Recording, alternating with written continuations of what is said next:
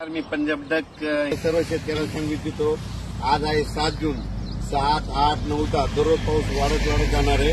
पण 12 जून ते 20 June heavy to heavy rain in Maharashtra, म्हणजे महाराष्ट्र सगळीकडे मुसळधार पाऊस पडणार आहे 12-23. म्हणून सर्व शेतकऱ्यांनी काय करायचं, शेतीचे काम आटपून घ्या.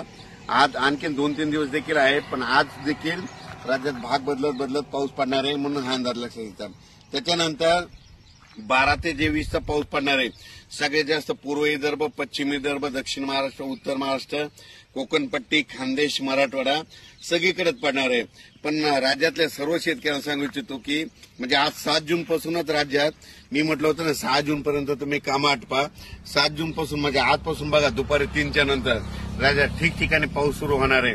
काल देखील खूप ठिकाणी पाऊस झाला. नाशिककडे झाला, पुण्याकडे झाला, दौंडकडे झाला, आज देखील पहाटे सोलापूरकडे खूप झाला. असाच पाऊस काय होणार, दररोज वाढत जाणार आहे. पण 12 ते 20 मात्र राज्यात मुसळधार पाऊस पडणार आहे, म्हणून हा अंदाज लक्षात घ्यायचा.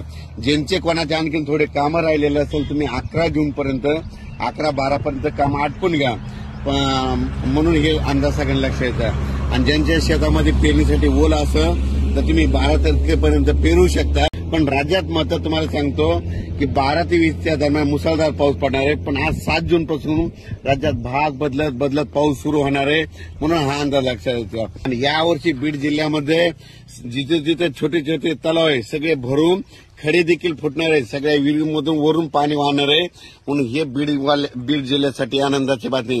कारण की ज्या वर्षी मान्सून पुरेपूर येतो ना, त्यावर्षी सगळ्यात जास्त पाऊस बीड जिल्हा, नगर जिल्हा, धाराशिव, लातूर, त्याच्यानंतर सातारा, सांगली, सोलापूर, कोल्हापूर या भागात जास्त पाऊस पडतो. आणि यावर्षी देखील पुरेपूरच मान्सून असल्यामुळे यावर्षी बीड जिल्ह्यात खूप पाऊस पडणार आहे, म्हणून हा अंदाज लक्षात येतात.